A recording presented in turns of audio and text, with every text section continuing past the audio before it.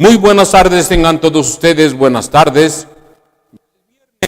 Viernes 8 de julio, nuestra ciudad, nuestro estado, cumple un nuevo año y el día de hoy, bueno, pues se iniciaron los festejos. En otra parte del mundo, el candidato republicano a la Casa Blanca, Donald Trump, canceló el día de hoy el viaje que tenía previsto realizar a Miami tras el tiroteo de ayer jueves allá en Dallas, Texas, que dejó, como usted lo sabe, 5 policías muertos y 9 heridos. El magnate neoyorquino señaló que los horribles tiroteos al estilo de ejecuciones en Dallas son un ataque al país y un asalto premeditado contra los hombres y mujeres que nos mantienen seguros. Trump canceló el almuerzo que tenía previsto en el restaurante Versalles, bastión del exilio cubano allá en Miami, con un pequeño grupo de líderes hispanos, empresarios y políticos, y un acto de campaña que tenía previsto horas después en un hotel cercano a este lugar. A la comida en el icónico restaurante había confirmado su asistencia el senador por Florida y ex precandidato presidencial de EU, Marco Rubio, quien intercambió con Trump duras acusaciones durante las elecciones primarias republicanas.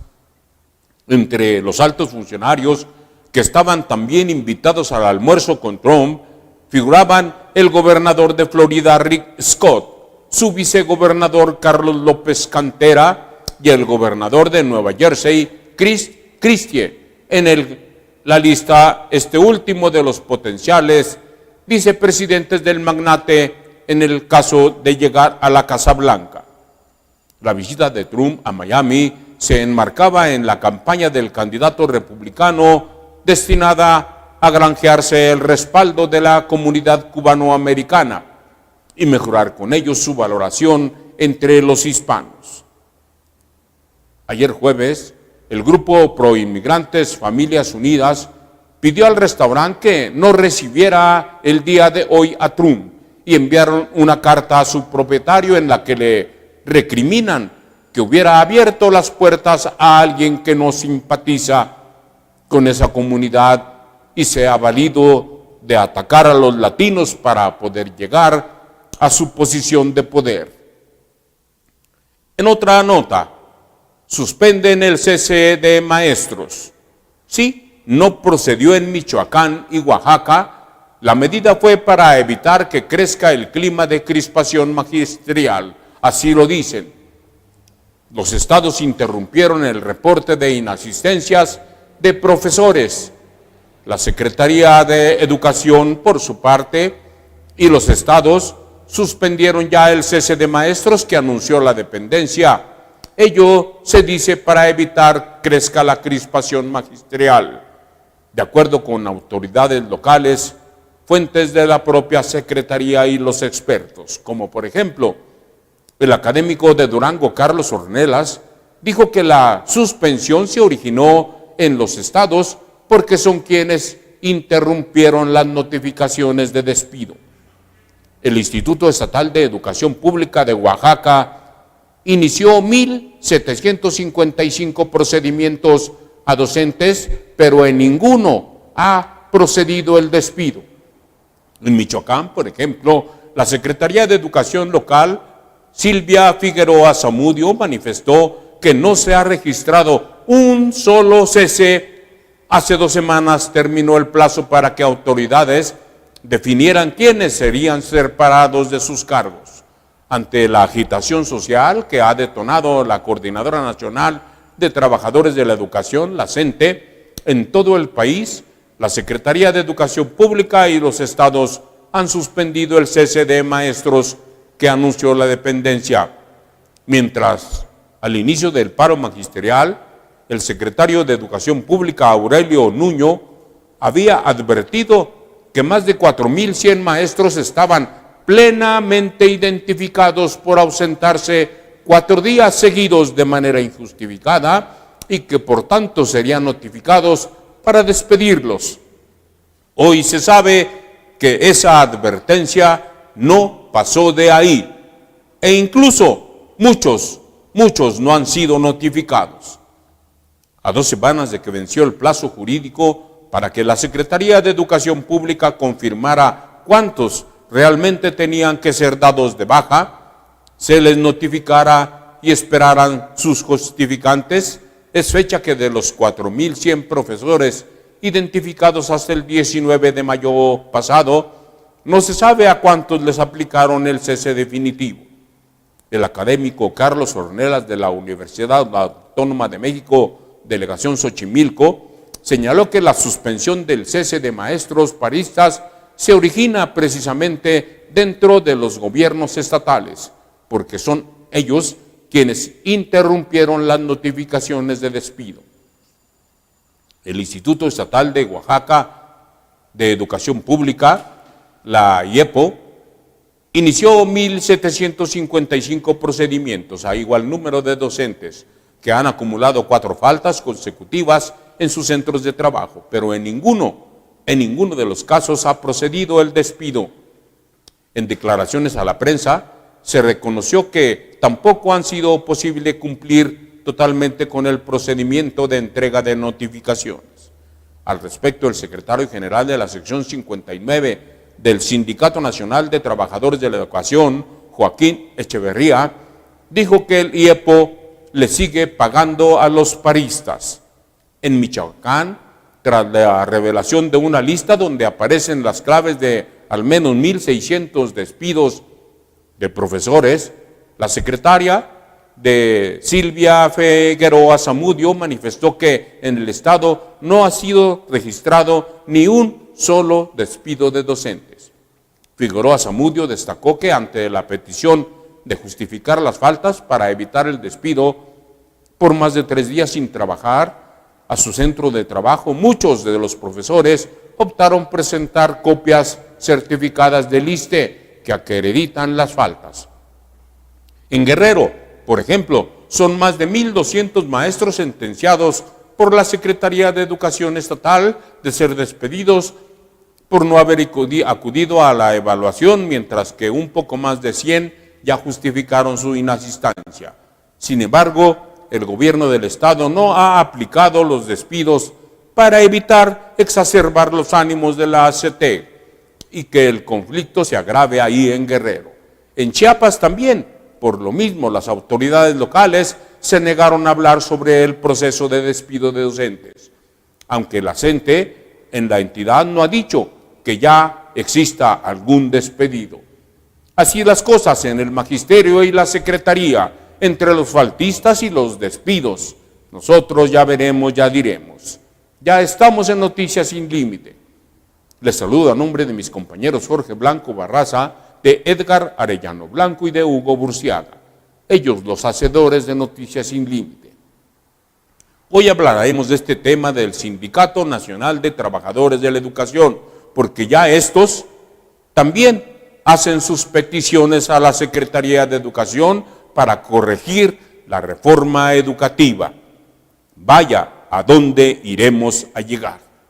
Tendremos también lo que hoy ha sucedido en Durango, contando con la voz y la imagen de quienes hacen la historia de nuestra entidad.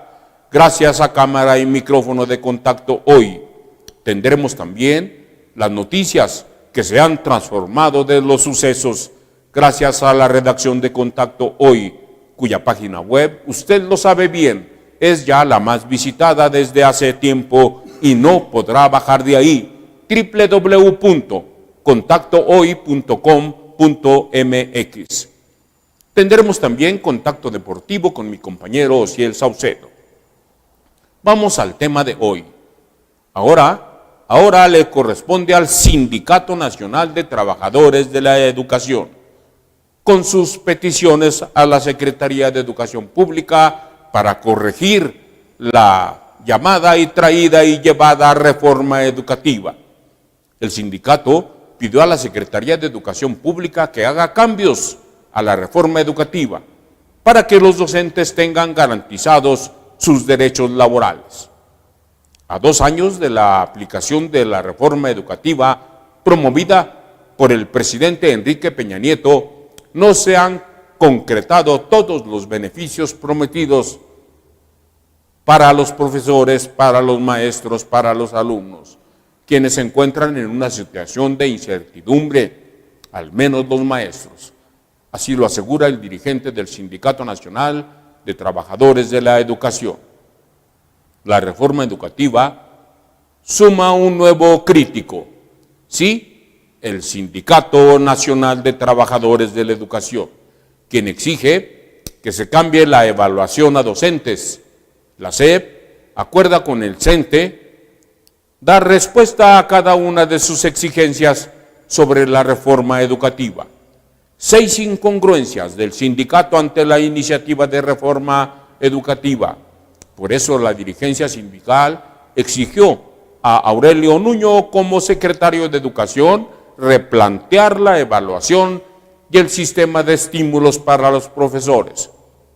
Aspectos medulares de la reforma, aunque el discurso del titular parecía irreductible ayer jueves 7 de julio, se abrió la puerta ya para construir consensos a través de una mesa de negociación con representantes de ambas partes. Durante un encuentro, Juan Díaz de la Torre, presidente del Sindicato Nacional de Trabajadores de la Educación, entregó al secretario Nuño un documento con 12 puntos para corregir la reforma educativa, sobre todo en su implementación. A raíz de esta exigencia, se instaló ya la mesa de negociación, que si bien coincide en la aplicación de la reforma, el sindicato busca el respeto a los derechos laborales de sus agremiados. Estamos trabajando para que los docentes se vean en la propia reforma, porque los maestros se sienten en la incertidumbre, aseguró José García, integrante del Comité Ejecutivo Nacional de este sindicato. Luego de la reunión de 2 horas, el líder sindical dijo que buscan el blindaje del sistema educativo para que cumpla con la función, pero sobre todo que los docentes sepan que están garantizados sus derechos. Ese es el verdadero objetivo. En el documento de 12 puntos, el sindicato pidió que la evaluación a los docentes no tenga el carácter punitivo y que se aplique con base a un criterio de contextualización y con la participación, por cierto, de los maestros. Es decir, que tomen en cuenta las diferencias económicas, las culturales de las diferentes regiones del país. Otro reclamo central es el respeto a los derechos adquiridos en el programa Carrera Magisterial, toda vez que la Secretaría de Educación Pública decidió separar dicho estímulo al salario, lo que repercute en una disminución en las prestaciones, jubilaciones y el aumento salarial anual de los propios maestros. Además, exige la inmediata aplicación del pago de salarios e incentivos económicos, asignación de plazas y la promoción de docentes destacados en la primera etapa de evaluación del desempeño docente. Es decir, que se cumpla con la promesa de que los maestros que participarían en la evaluación que mandata la reforma educativa verían mejores y mejoras económicas y laborales. El CENTE apoyó la reforma educativa que, según el presidente Peña Nieto, era la más importante de su sexenio. Sin embargo, 2 años después, la dirigencia hoy considera que hay interpretaciones equivocadas. Luis Manuel Hernández, integrante del Comité Ejecutivo Nacional del Sindicato de Trabajadores de la Educación, aseguró que se puede mejorar la calidad de la educación a la par de respetar los derechos laborales. El punto más complejo, dijo, es la etapa de implementación, aunque claro, hay voluntad de todos para sacarla adelante, pero hay que quitarle la presión de agendas diferentes a lo educativo y a lo sindical. José García consideró que después de esta primera reunión hay sensibilidad por parte de la Secretaría, pero lo que queremos es que todos entendamos la ley de la misma manera y a partir de ahí que se aplique. El subsecretario de Educación Básica, Javier Treviño, quien encabezó la mesa de parte de la Secretaría de Educación Pública, descartó la suspensión de la evaluación que han causado las movilizaciones en diferentes partes del país. Aunque habrá diálogo para encontrar consensos, existirá pleno respeto a la ley, porque esta mesa de negociación se trata de fortalecer todos los procesos de implementación. El Sindicato Nacional de Trabajadores de la Educación también demandó establecer como criterio para la evaluación la participación previa de los docentes en las distintas modalidades. Además, pidió al Instituto Nacional de Evaluación instalar de manera inmediata un mecanismo de revisión y análisis riguroso de las primeras etapas de evaluación y replantear todo el proceso. En un comunicado enviado horas después de la mesa de negociación, el INE dijo estar dispuesto a escuchar a todos los actores, pero advirtió que la evaluación docente no atenta contra los derechos constitucionales del magisterio y no tiene intención punitiva. Por ello, dijo, cada actor debe asumir la responsabilidad que le corresponde y en este caso el INE, como organismo constitucional autónomo, le corresponde asegurar la solidez técnica de la evaluación, vigilar su adecuada aplicación y el estricto apego a sus resultados. Vaya circunstancia por la que vive la llamada reforma educativa. Primero la CENTE, ahora el CENTE. Y en México, fuegos por donde quiera, que no ve la posibilidad de apagarse por parte de las instituciones educativas. Nosotros ya veremos, ya diremos. Vamos ahora a un espacio de contacto hoy. Al regresar, la voz y la imagen de quienes hacen la historia en Durango. Siga con nosotros.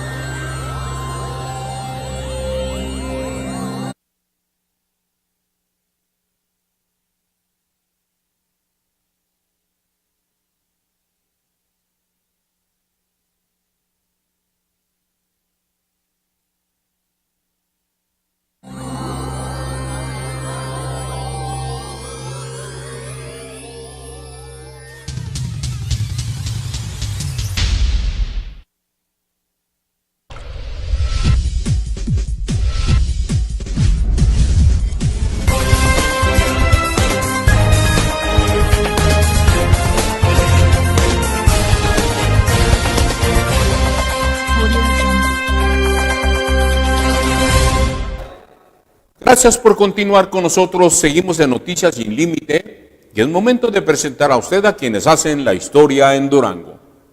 Gracias a el registro que Cámara y Micrófono de Contacto hoy tiene para todos nosotros.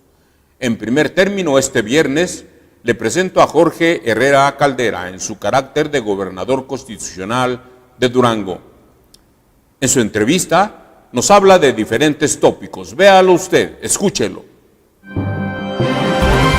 Que pues se ha transformado, donde tenemos un centro histórico renovado, vamos a decir precioso, donde pues ya tenemos muchos visitantes gracias a la conectividad que nos da la supercarretera y sobre todo lo más valioso es que tenemos pues ahora sí una gran característica de ser grandes anfitriones y esto ha hecho un crecimiento muy importante que como ustedes saben en los últimos 2 años ha habido una gran ocupación hotelera sobre un 80%.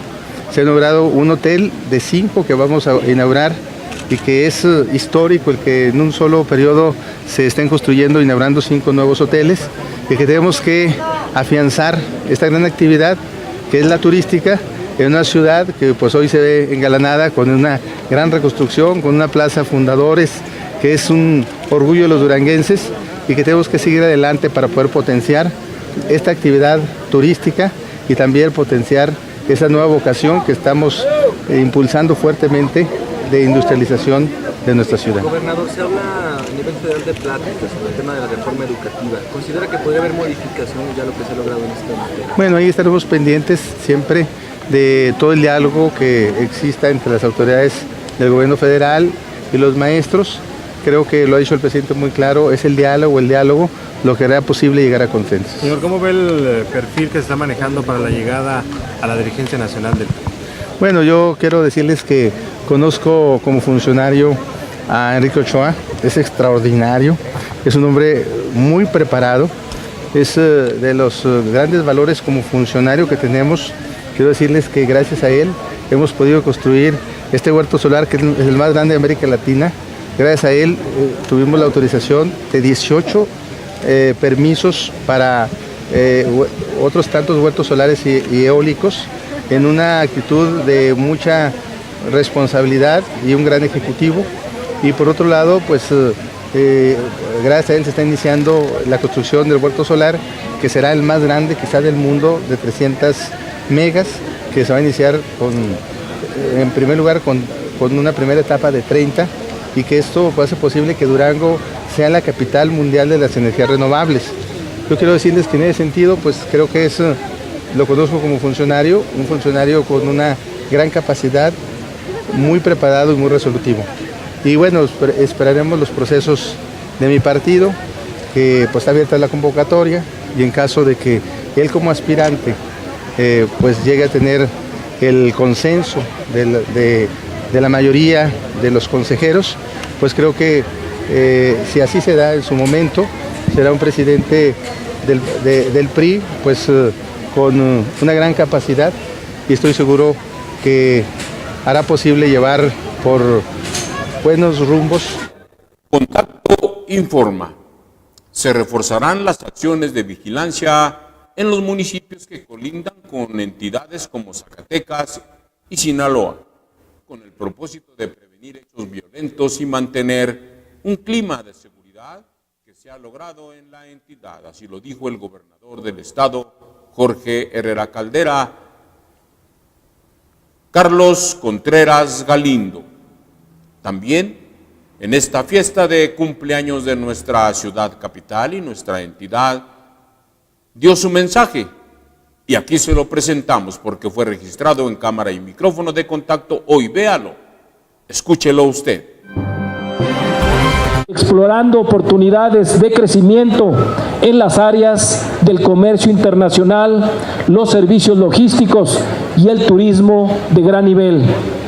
Construimos un Durango de lucha constante, sabedores de que tenemos mucho por hacer, porque mientras exista una persona en pobreza, un joven sin oportunidades, una mujer acechada por la violencia, una persona con discapacidad que sufra discriminación, un adulto mayor sumido en la soledad, la tarea no está acabada. Construimos un Durango para el futuro, en el que hoy más que nunca todos somos dueños de nuestro destino, con libertad, con igualdad, con inclusión y con las herramientas necesarias para emprender la búsqueda del éxito individual, confiados en el esfuerzo cotidiano. Familias duranguenses, protagonicemos en unidad la nueva página de éxito en nuestra historia. Hagámoslo reconociendo siempre nuestros valores, nuestro origen, nuestra identidad que nos mantiene unidos como sociedad. Esa es la gran riqueza de ser duranguenses. Riqueza, identidad duranguense, orgullo por lo nuestro que no debe perderse, que debemos equilatar y entregar a nuestros hijos como su más grande herencia. Hagámoslo con la convicción de luchar unidos y luchar para ser recordados como la generación que se atrevió a cambiar, para ser recordados como la generación que venció obstáculos y que tuvo la capacidad, la visión y la audacia de incorporar a Durango en el carril del desarrollo nacional e internacional. Contacto informa, aunque ya no se han reportado nuevos incidentes en relación con la seguridad en el poblado El Durazno, allá en el municipio de Tamazula, se reforzó la vigilancia con el apoyo del ejército mexicano en aquella región para evitar que se presenten de nuevo hechos violentos, dijo el secretario general de Gobierno Miguel Ángel Olvera. Javier Guerrero, cronista de la ciudad, hace una cronología de la fundación de Durango. Véalo, escúchelo usted.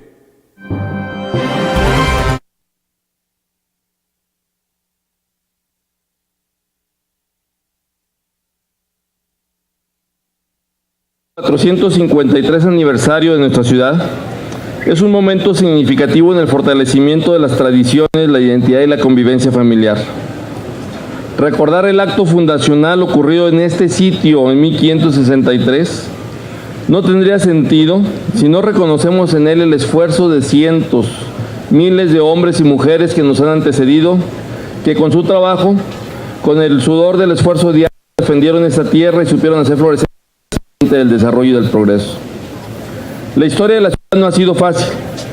En muchos momentos estuvo al borde mismo de la desaparición, el abandono, el aislamiento, las guerras, epidemias, sequías, incendios, han sido algunas de las calamidades que hemos sabido sortear y vencer con creces.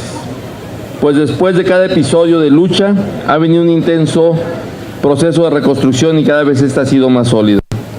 Ahora, en los inicios del siglo XXI, Durango se yergue como una ciudad con un perfil claro. Busca asegurar una elevada calidad de vida para la población, con una infraestructura que apoya la generación de productos y servicios de alta calidad, buscando siempre un desarrollo sustentable con una amplia participación ciudadana. Por ello, ahora que nuestra ciudad cumple 453 años, estamos de fiesta, aunque no siempre ha sido así. La realización de ferias comerciales e industriales es una herencia de la tradición comercial española, en el que la ciudad se convierte en un espacio que amalgama lo mejor de sí y de sus visitantes. Este encuentro de culturas y costumbres con el tiempo lo hemos trasladado a nuestra feria, para que con un componente cultural y deportivo se convierta en un sólido pilar que fortalece nuestra identidad regional. La más antigua y remota feria comercial de Durango, sin una fecha de celebración fija, estaba sujeto a la llegada de las recuas comerciales de la nao de China. Por muchos años, desde el siglo XVII y hasta casi fines del XIX, fue prácticamente la única ventana de Durango al mundo y del mundo a Durango. Con la llegada del ferrocarril en 1892 y la mejora sustantiva de las comunicaciones, la tradición de la feria desapareció. Formó una exposición industrial y comercial que careció de periodicidad fija, por lo que se efectuaba en fechas y años diversos, incluso en muchos años dejó de realizarse. Las exposiciones industriales fueron todo un acontecimiento y la población lo celebraba con desfiles, adornando carruajes con flores, llevando en ellos a bellas señoritas. Luego, en los años 20 del siglo pasado, alentados por un periódico local, se impulsó la fiesta de carnaval, que se continuó hasta casi fines de los años 30, promovida por estructuras y organizaciones de la propia sociedad. Los primeros desfiles con comparsas y carros alegóricos en nuestra ciudad, patrocinados por empresas, industrias y comercios, son precisamente de las fiestas de carnaval. Contacto informa, con el cambio de administración estatal que se llevará a cabo en unas semanas más, será necesario analizar la situación laboral de un grupo de trabajadores sindicalizados que ocupaba puestos de confianza en distintas áreas, para saber cómo quedarán. Esto lo señaló la dirigente del Sindicato de Trabajadores al Servicio de los Tres Poderes, Carmen Villalobos. Apolonio Betancourt Ruiz, presidente del Supremo Tribunal de Justicia en el Estado, registrado por cámara y micrófono de contacto, hoy nos habla sobre el apoyo que darán a todo lo que esté dentro del marco legal. Véalo, escúchelo usted. gobernador electo de que va a hacer una auditoría a su gestión al frente del Tribunal Superior de Justicia? No es mi tema, yo creo que él puede, o sea, todo lo que sea del Estado de Derecho, nosotros apoyaremos, todo lo que esté dentro del marco legal, nosotros lo apoyaremos. ¿Abierto es una posible auditoría? Todo lo que esté en el marco de la ley, nosotros lo apoyaremos. Durango es uno, todo le apostamos para que a Durango le vaya bien y nosotros en todo lo que esté en el marco de la ley lo apoyaremos absolutamente. Y ante estos cuestionamientos que se ha hecho sobre su actuación al frente del Poder Judicial. Yo no he tenido cuestionamientos, he hecho cuestionamientos de reporteros, de periodistas, pero no he tenido ningún cuestionamiento escrito donde uno pueda contestar algo. Entonces nuestra postura es apoyar todo lo que la ley establece en el marco de la ley, todo. Siempre le apostamos a Durango, le seguiremos apostando a la unidad de Durango, a todos los actos de civilidad, a todo lo que una transición buena, lo que tenga que transitar y sobre todo la fortaleza del Estado de Derecho en Durango es muy importante para preservar la paz, la seguridad. Acabamos de ver una persona que pide protección, pero hay instituciones que son las responsables de otorgar esta protección. Sin embargo, la sociedad ve que los funcionarios y el Estado es uno y va con quien tiene más cercano. Yo creo que hemos tenido a muchas personas que van con nosotros y que son temas de seguridad que no le corresponden al tribunal. Sin embargo, nosotros podemos ser una vía, como en este caso, pues para que la reciban. ¿Ya ha tenido algún acercamiento con el gobernador electo? No, nosotros no hemos tenido acercamientos, tenemos comunicación con parte de su equipo y bueno, pues esos son temas internos, ¿verdad? ¿Se queda usted hasta el 2018? Contacto informa. Ante la renovación que se hará de los consejeros del IDAIB, será necesario analizar cuidadosamente la integración de la institución para evitar que quede integrada exclusivamente por personas afines al Partido Revolucionario Institucional. Así lo señaló el diputado Israel Soto Peña. Mina Argumedo, presidenta de la Federación de Colegios de Profesionistas, nos habla sobre la usurpación de profesiones. Esta, dice, está a la orden del día, pero ella lo dice a su manera. Véala, escúchela usted. Comentarles que la usurpación de profesiones, como le he comentado anteriormente, está a la orden del día. No solo el gremio médico de los cirujanos plásticos son los que más nos manifiestan esta inconformidad o este suceso. Sin embargo, pues otras profesiones también, como lo son también los mismos periodistas o comunicólogos, su profesión es usurpada. De igual manera, en lo personal, en lo que son los licenciados en comunicación humana, a veces también confunden qué es lo que se hace. Y bueno, pues es prioritario tener definido cuáles son nuestras funciones, delimitarlas y bueno, que la ciudadanía nos contrate a los profesionistas para lo cual estudiamos y darle la certeza a la ciudadanía de que cuando contratas un profesional pues va a ser con una ética y actuando responsablemente acorde a las funciones y a la formación que tenemos cada uno de nosotros. Para evitar o tratar de evitar la usurpación. Sí, bueno, pues como consejo directivo dentro de la Federación de Colegios de Profesionistas tenemos aspectos muy importantes. Uno de ellos pues es el encuentro con el alcalde electo y con el gobernador electo, que queremos enfatizar muchísimo en que se contraten profesionistas colegiados que tengan una capacitación, una actualización permanente, que de esta manera vamos a garantizar que el ejercicio profesional que se desempeña es el adecuado. En dado caso, ¿tiene alguna sanción?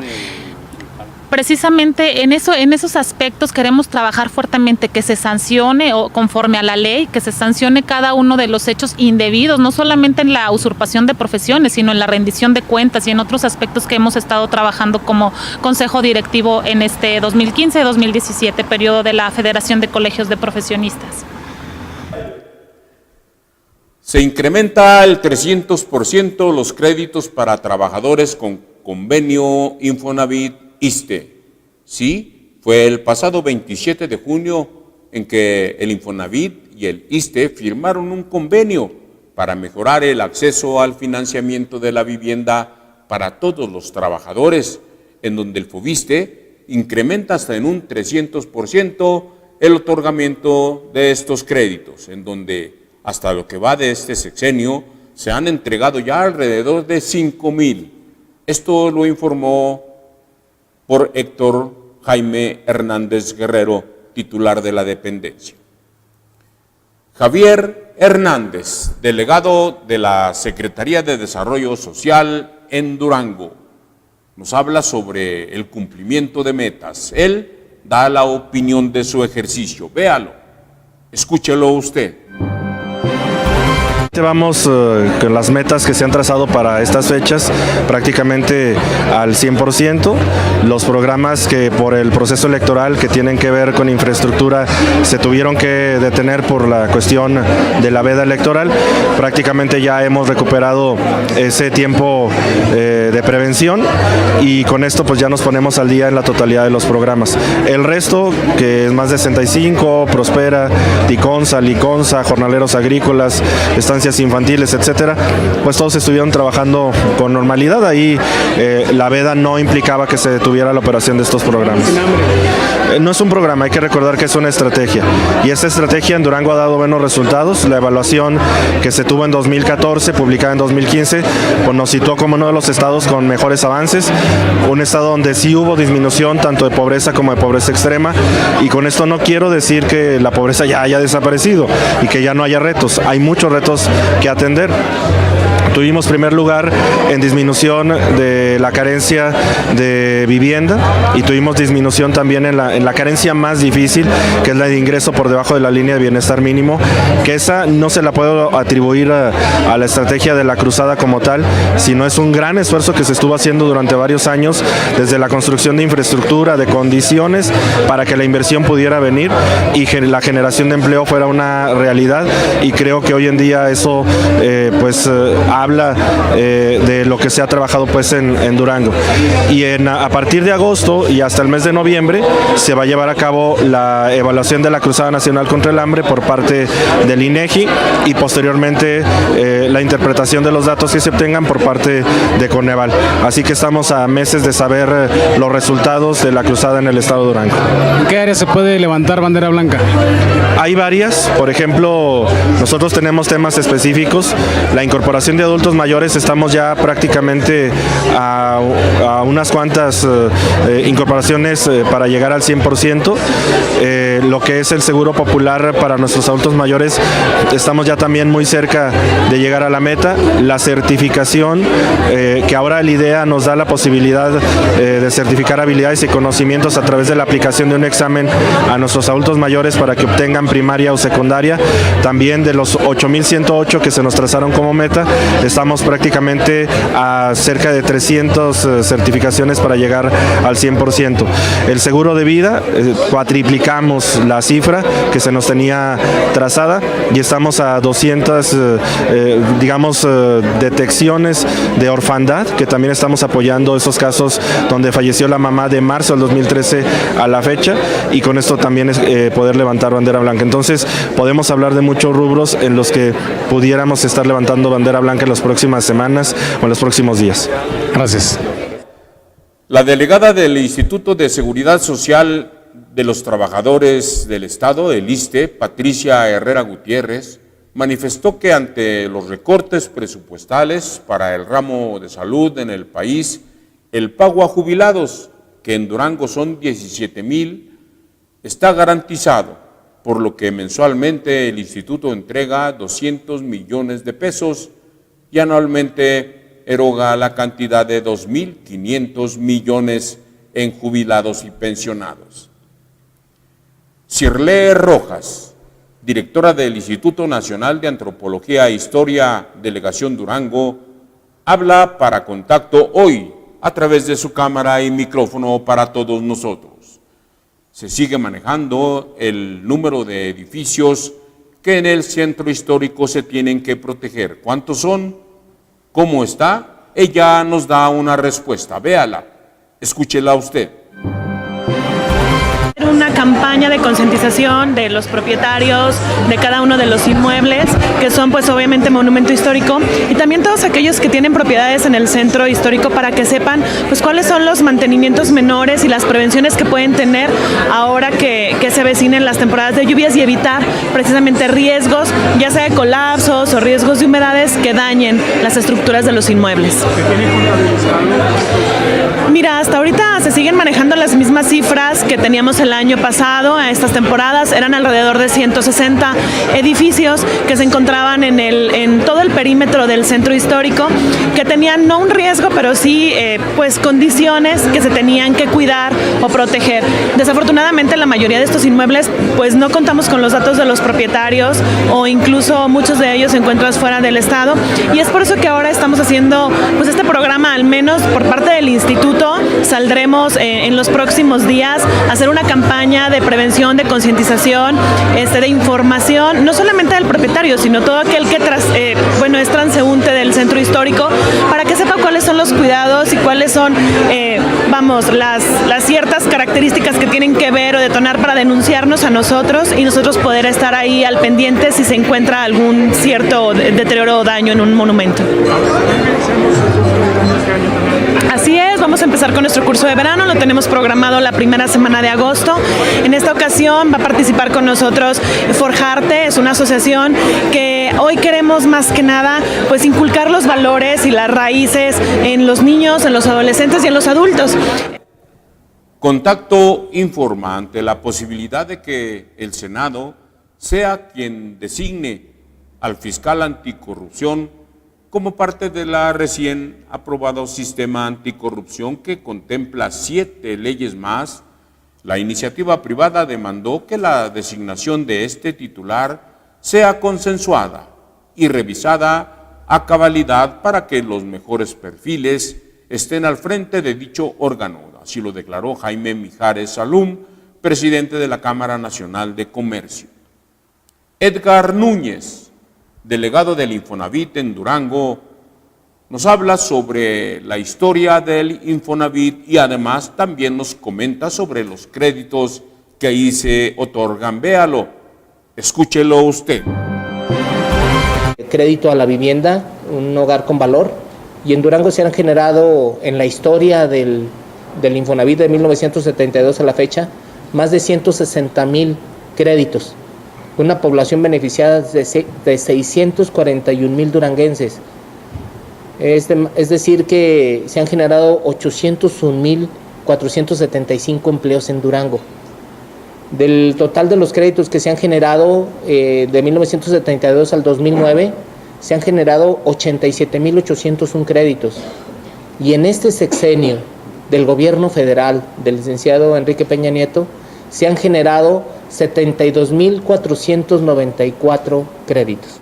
Al 50% de los créditos generados en toda la historia, generados nada más en este sexenio, gracias a la buena política de vivienda nacional que permite garantizar a todos los trabajadores el acceso a una vivienda digna.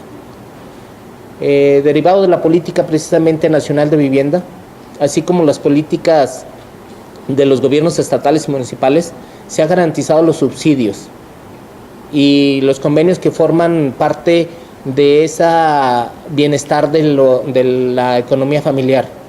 El crecimiento que ha tenido Durango es gracias a que el gobierno federal ha garantizado durante estos casi 4 años el subsidio durante todo el año para la compra de vivienda. Es un subsidio que garantiza que el trabajador que gane menos de 4 salarios mínimos o hasta 5 salarios mínimos pueda tener el acceso a una vivienda digna, con un complemento muy importante por parte de la CONAVI, de la Comisión Nacional de Vivienda, para que los hogares con valor tengan ese bienestar social para todos los integrantes de una sociedad tan importante como la de Durango. En total hemos entregado 14,268 subsidios, 14,268 familias que han recibido un apoyo por parte del gobierno federal, y esto suma a los grandes números de crédito otorgados a nivel estatal y a nivel nacional. Hemos desarrollado también ya proyectos de sustentabilidad como vivienda vertical, En Durango se han desarrollado 288 viviendas verticales en condominio, que provoca precisamente una redensificación de la mancha urbana, teniendo cuestiones positivas en acercamiento de los bienes que tiene la ciudad, tanto de trabajo, de salud, de comercio, de esparcimiento, de deporte, porque se aprovechan los espacios que están cerca de cada una de las actividades de toda la familia, las escuelas, los centros de trabajo, las farmacias, los hospitales. En ese sentido tenemos... Contacto informa. Para poder involucrarse en el Sistema Nacional Anticorrupción es necesario contar con los perfiles adecuados como parte de la misma responsabilidad social, por lo que es necesaria la certificación de los profesionales en administración, en donde Durango solo cuenta con 27 profesionales quienes desde hace 10 años cuentan con esta distinción. Así lo reveló José Alfredo Velasco Nájar, presidente nacional del colegio de esta profesión. Octavio Carrete, diputado local del Partido Revolucionario Institucional.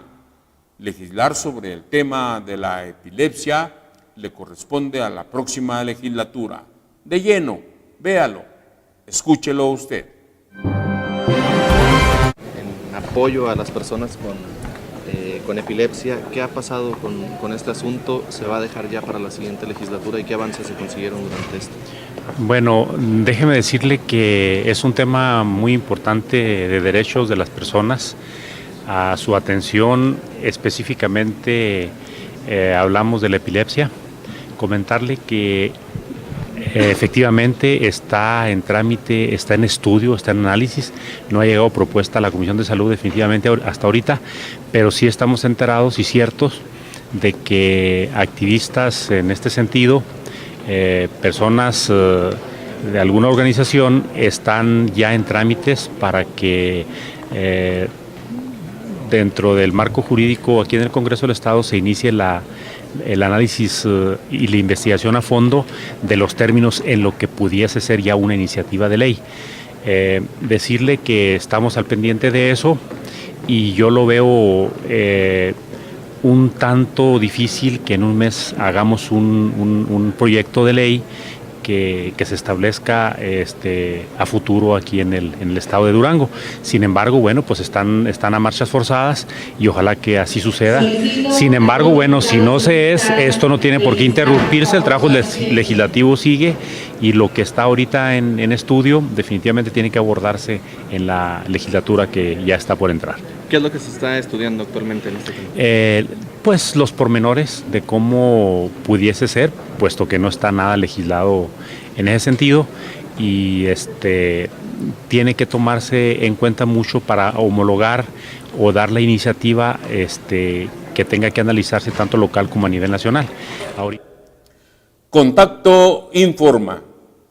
Durango celebra 453 aniversario de su historia. Un 8 de julio de 1563, el capitán Francisco de Ibarra, en lo que hoy es el crucero de Juárez con 5 de febrero, fundó la villa del Guadiana. Sí, hoy, a 453 años de distancia, Durango conmemora una historia llena de grandes personajes y acontecimientos relevantes que la han llevado a convertirse en una ciudad próspera y con futuro.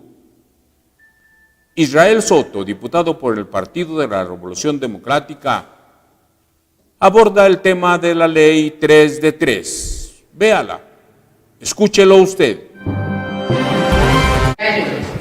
La ley de 3 se convirtió en un verdadero masacote que ya no supimos ni cómo quedó y creo que es una cuestión sistemática, no son temas aislados, la problemática de la corrupción en el país y como tal se debe de atender y lo que vemos es esfuerzos aislados o que más bien surgen de la ciudadanía en general, pero no del Estado.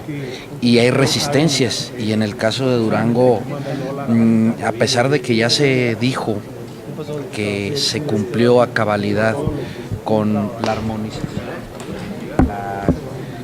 las leyes secundarias con la constitución local de la 450, la denominada 450, pues nos falta un órgano fundamental anticorrupción. Existe la Comisión Anticorrupción, no tenemos ley secundaria y mucho menos tenemos dicho ente funcionando. Es parte pues de las resistencias que existen para...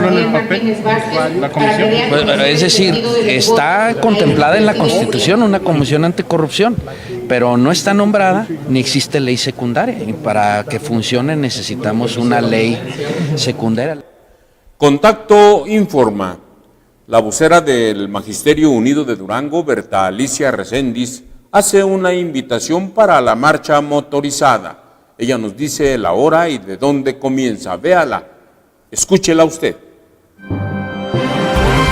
Toda la sociedad en general, para que se sume a una marcha motorizada que habrá de partir a las 6 de la tarde en la cita en la tienda Ley para aterrizar aquí en la Plaza de la Resistencia, Plaza de Armas. Eso con motivo de la represión que se vive en el sur. Y esto también obedece a la situación en el contexto nacional, como los compañeros maestros han estado en lucha en la defensa de la educación.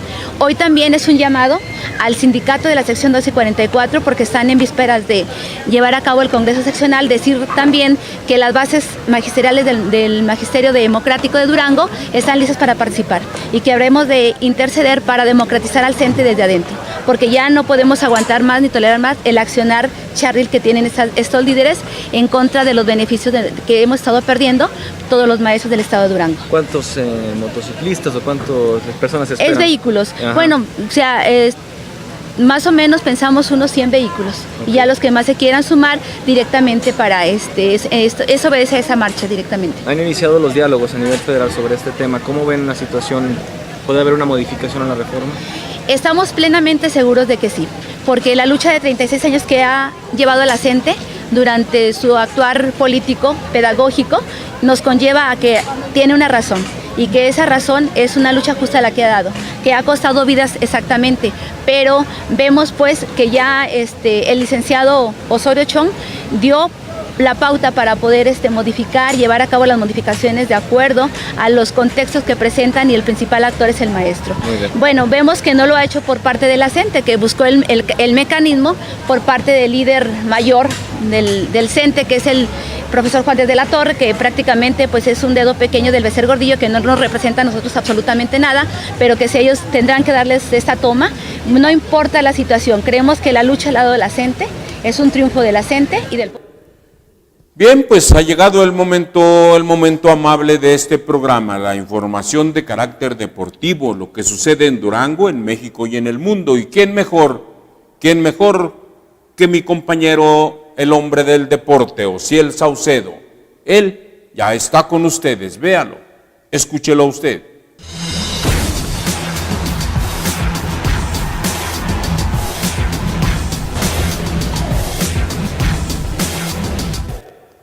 Muy buenas tardes, auditorio de Contacto. Así es, ya es momento de pasar a su gustada sección deportiva del día de hoy. Hoy es viernes 8 de julio. Hay muchísima información que comentar en el mundo y aquí en Durango.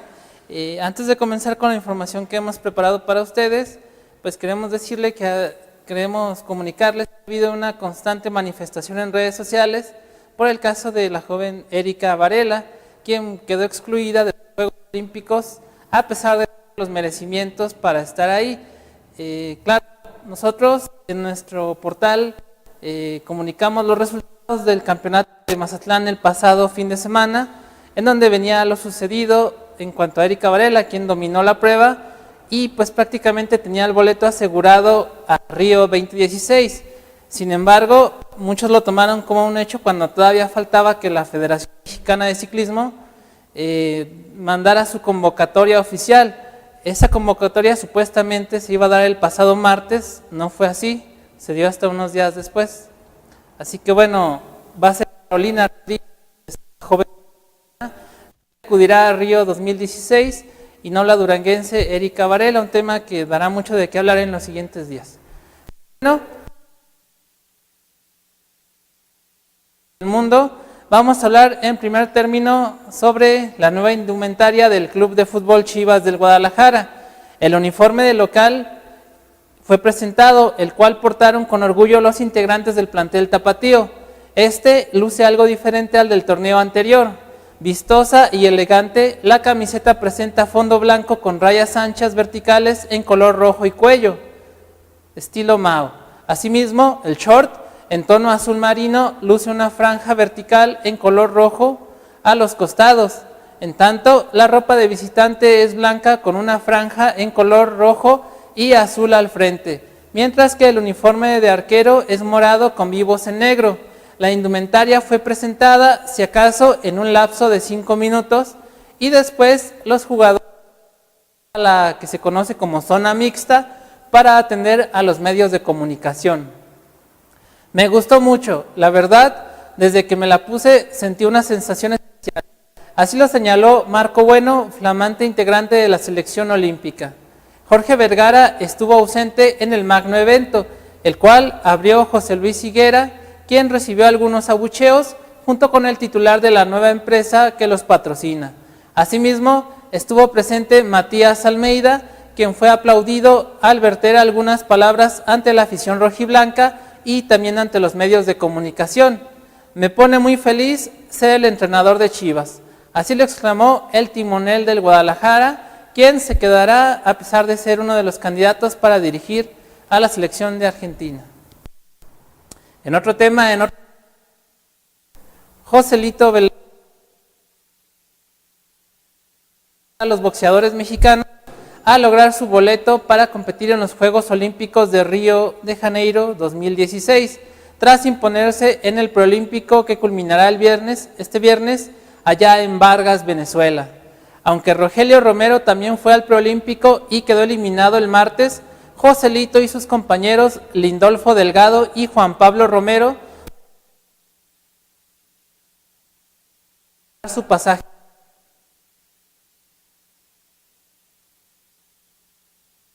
triple 2026 al coreano Jong-un Shin dentro de la categoría de los 49 kilogramos, en la segunda pelea de la jornada vespertina.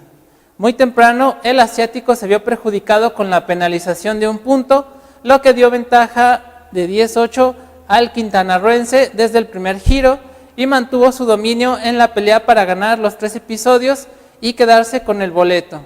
Este viernes disputará la medalla de oro del torneo contra el ecuatoriano Carlos Quipo, que antes dio cuenta del argentino Leandro Blanc por triple con cartones de 30 a 27.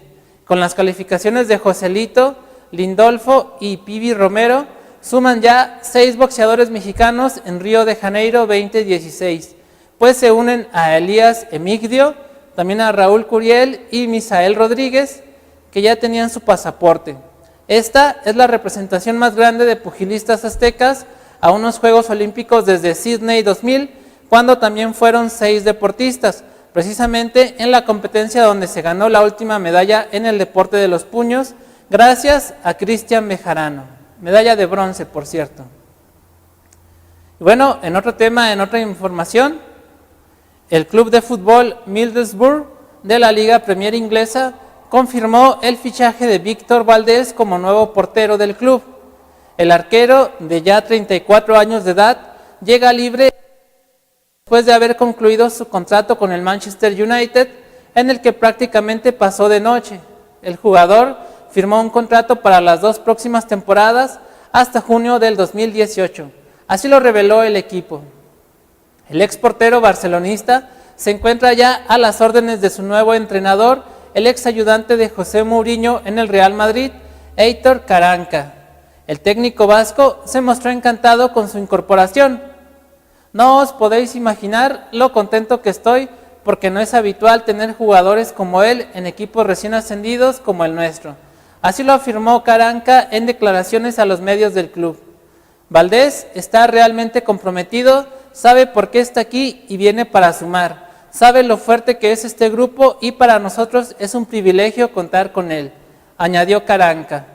El ex portero azulgrana es el 5º refuerzo del Boro en este verano tras las incorporaciones de Víctor Fischer, Bernardo Espinosa, Martin de Ron y el joven central Jordan McGee. Así que bueno, Víctor Valdés ahora con el Middlesbrough. Y bueno, pasando ahora a información que se genera en nuestra localidad. A estas alturas, en la Copa de Fútbol Guadalupe Victoria, solo quedan 4 equipos con vida. Se trata del Provenor, Dinamarca, Taller de Torno Rosas, en la fase grupal, y posteriormente superaron a sus respectivos rivales en la fase de cuartos de final, de modo que ya se encuentran a un paso de llegar al duelo por la corona.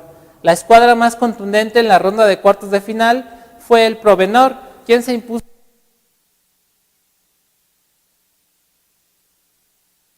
como bueno, pues hubo goles de buena manufactura y un digno vencedor. Por su parte, los conjuntos de Taller de Torno Rosas y Dinamarca se hicieron del pase a semifinales, ambos con marcador final de 3-1 sobre el franco-canadiense y San Pancho respectivamente.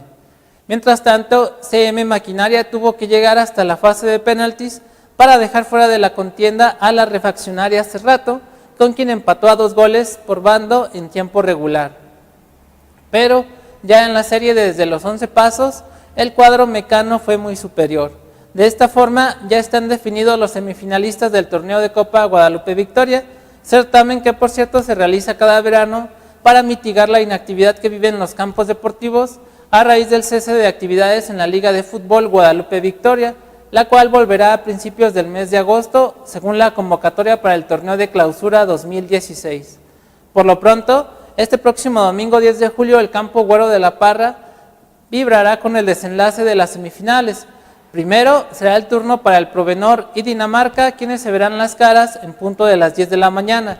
Al terminar este cotejo, los conjuntos de Torno Rosas y CM Maquinaria saltarán al campo de juego para definir al segundo final. Esto para las semifinales de la Copa Victoria. Y en otro tema, en otra información, a falta de tan solo una jornada para que finalice la temporada regular en el máximo circuito de la Liga Dominical de Baloncesto, los profes de la sección 12 son amos y señores de la clasificación general. Esto tras ganar en su duelo correspondiente a la fecha 24 con marcador final de 64-37, una diferencia que habla por sí sola de lo sucedido en el terreno de juego.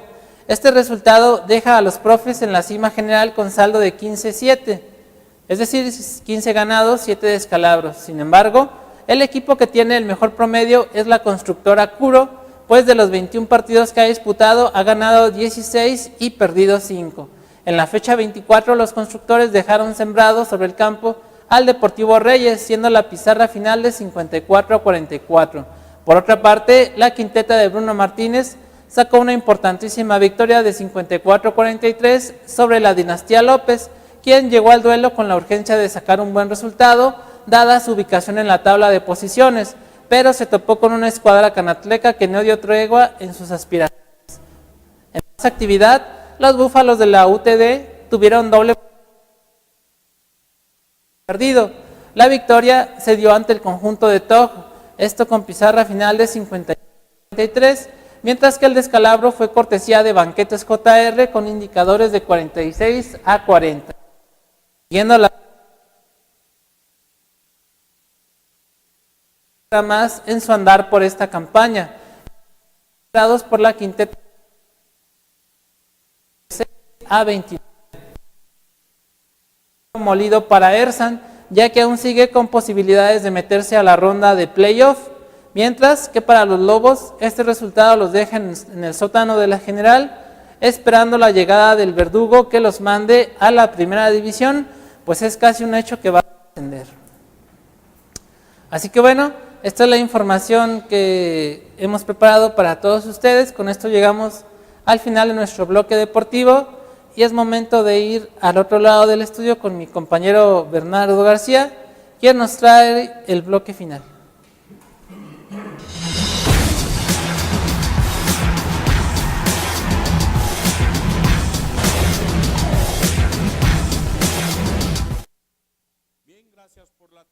No solamente que han tenido para este día viernes, sino por toda la semana. Hoy iniciamos un periodo de fin de semana y en él el deseo nuestro es que usted la pase con su familia, que haga ejercicio, que participe en el movimiento de su organismo, viendo el deporte y ejerciendo también el propio deporte en el hogar. Le agradezco a usted la atención a nombre de mis compañeros Jorge Blanco Barraza, Edgar Arellano Blanco y Hugo Burciaga. Nos veremos el próximo lunes en punto de las 2 de la tarde. Mientras tanto, feliz fin de semana.